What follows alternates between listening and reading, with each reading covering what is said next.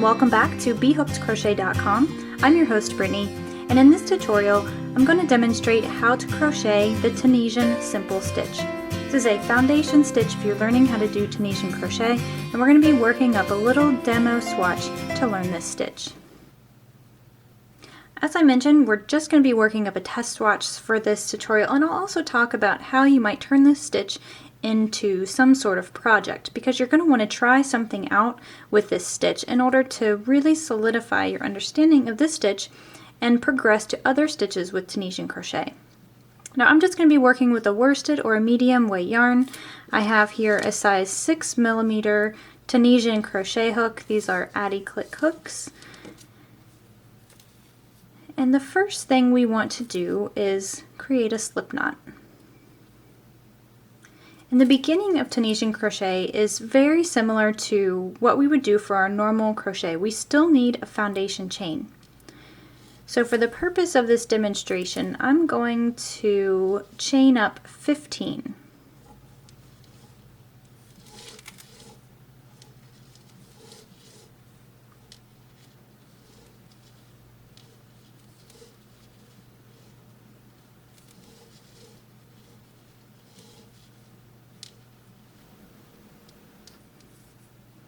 Now when you have your 15 chains, you're going to just take a look at your work here, and we're going to skip the very last chain that we made. And then we're going to insert our hook into the second chain from the hook.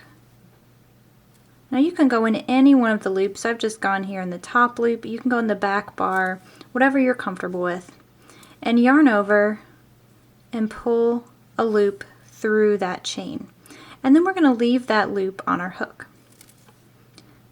Now insert your hook into the next chain, yarn over, and pull up a loop. And we're going to repeat that. And as you're working these loops onto your hook, the one thing that you want to be certain of is that you're making your loops kind of loose. See how effortless it is for me to move my hook around? So the loops are just sliding over and I don't have to put any muscle behind it. And that's the objective here. We want to keep our stitches as loose as possible for a couple reasons. One is because Tunisian crochet has a tendency to curl, and the looser your stitches are, the less obvious that curl is going to be.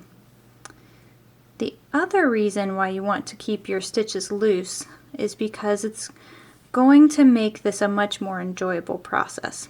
If you find yourself working against your tension and against your yarn, you're going to end up with uneven stitches and probably a little bit of frustration.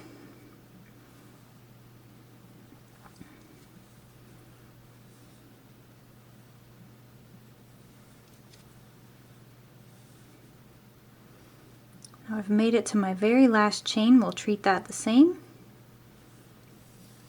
Now we should have all of our loops worked onto our Tunisian crochet stitch. And this is the first half of our row. So Tunisian crochet, you have a forward pass, which is what we just did because we were crocheting in the forward direction. Now we're going to have a backward pass, and that's where, of course, we're going to be working these loops off of our hook. So beginning the backward pass, we're always going to, at this point here, yarn over and pull through just that first loop. And one thing I would recommend at this point, if you have a stitch marker handy, go ahead and place your stitch marker in that little chain that we just made. That's going to make our life a whole lot easier when we get back around, because we're going to have to work our final stitch into that loop.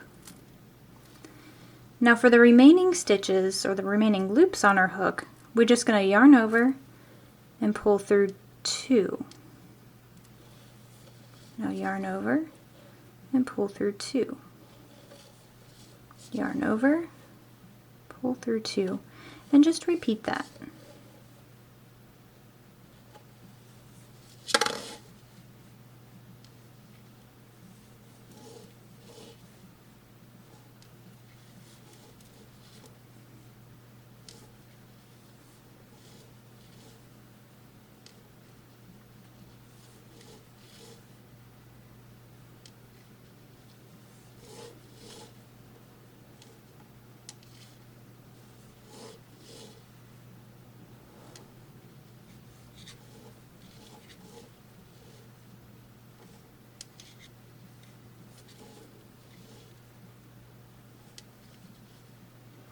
Now when you just have 2 remaining loops on your hook, you'll again yarn over, pull through both of those, and then you should just be left with 1 loop on your hook.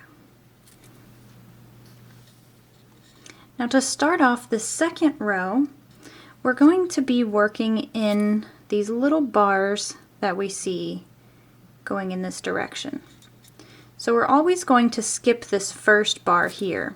That's where our working yarn is coming from, and if we were to insert our hook into this chain and pull up a loop, we'd really just undo this stitch. So we don't want to do that. You'll find your next bar and just slip your hook right underneath that. Then yarn over and pull up a loop. Now leave that loop on your hook and repeat. This is actually the same motions that we did when we were working in our foundation chain. The only difference here is that we have stitches now to work into.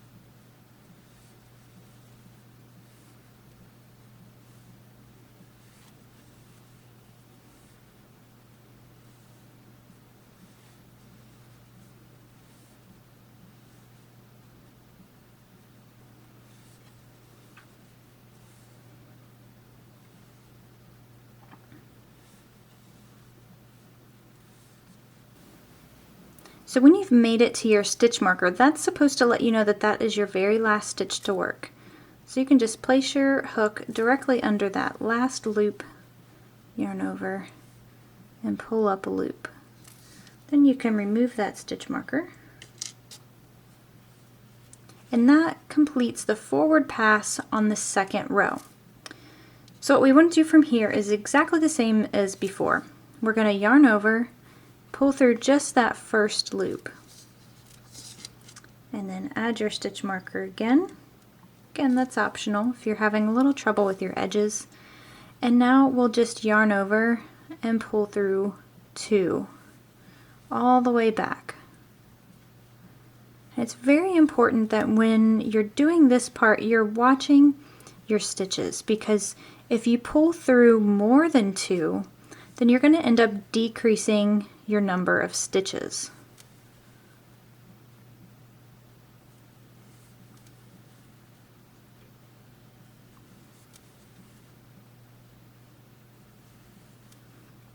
Now let's say you have an incident where you're not paying attention and you pull through 3. And you can see that there by watching your working yarn. You can see that there are 3 loops on your hook. So this happens a lot of times if you get distracted or if you're just not looking at your work. So what I recommend doing when this happens to you is just carefully take your hook back and put it in the loop that you don't want it to be worked into. And then you're just going to shift it over and just leave it on your hook. So now you can see we just have 2 loops over our working yarn and our disaster has been averted.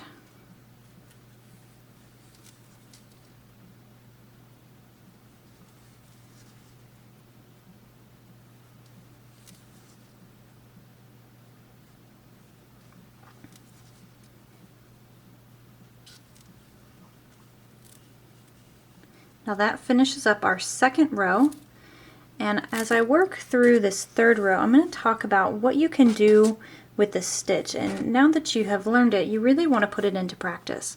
So you're going to want to start some kind of project, and you're going to want to do something relatively simple so that you can practice this stitch. And then the Tunisian simple stitch is the best stitch to start out with when you're learning Tunisian crochet, because it is, as the name implies, very simple. But it gets you used to the motions of Tunisian crochet, which are quite different from what you're probably used to. So the main project that I recommend using the Tunisian simple stitch is some kind of scarf or cowl. Now it gives you a lot of practice because you're going to want to make your scarf relatively long. So it's going to give you a lot of practice, and it's going to be easy at the same time because you're just going to be doing what we're doing here. Just forward pass and backward pass. You don't really have to think very much about the pattern. There's not a whole lot of designing involved.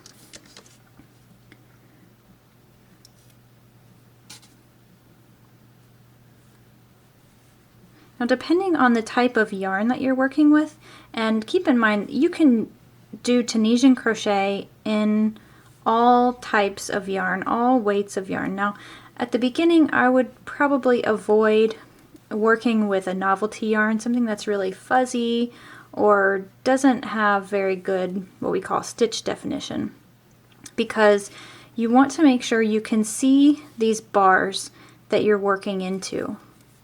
That's going to be really important. It's going to prevent you from increasing or decreasing.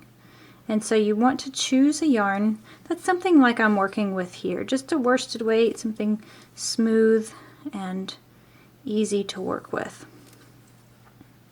Once you have chosen your yarn, I would recommend, depending on the type of scarf you like, I would probably at least double this width.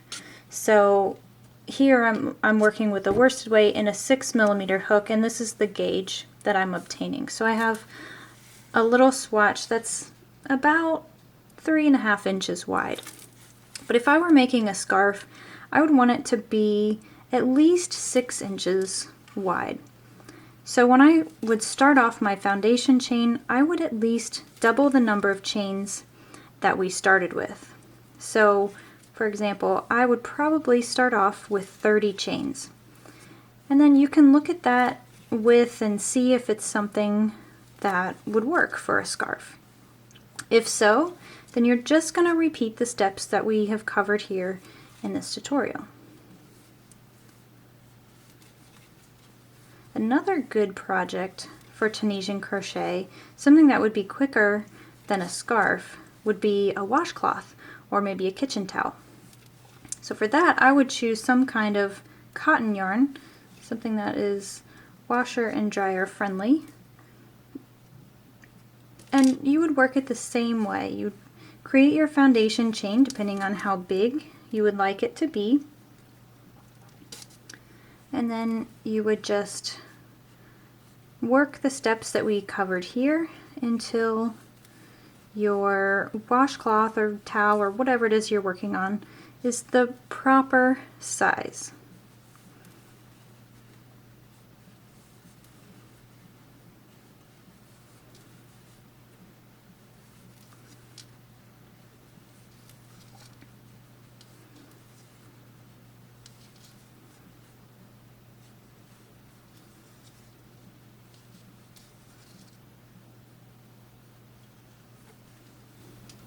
The last thing that we're going to cover is very important, is how to finish things off.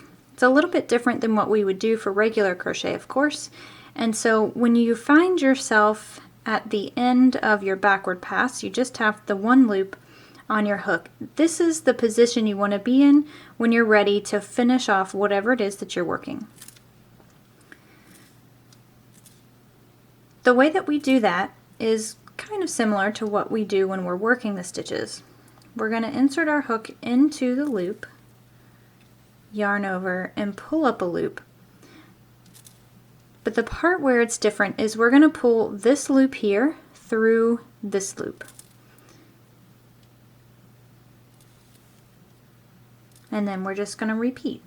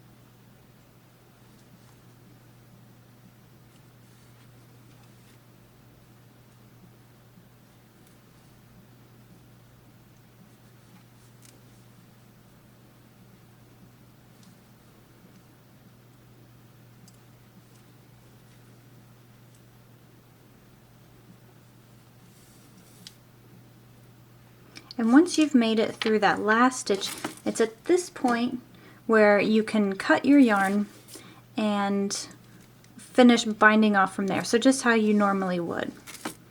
And so that's a quick little demonstration on the Tunisian simple stitch. It sort of has this boxed appearance. It's a really cool stitch, and in my opinion it makes a really awesome scarf. So choose a project for yourself to work on to practice this stitch and finish getting the hang of Tunisian crochet. So September of 2016 is Tunisian Crochet Month at B.Hooked Crochet. So you'll find this tutorial. Once you master this stitch, I would recommend checking out the Knit Alike scarf. It's a really cool pattern that I just released, and you can find that at bhookedcrochet.com/knitalikescarf.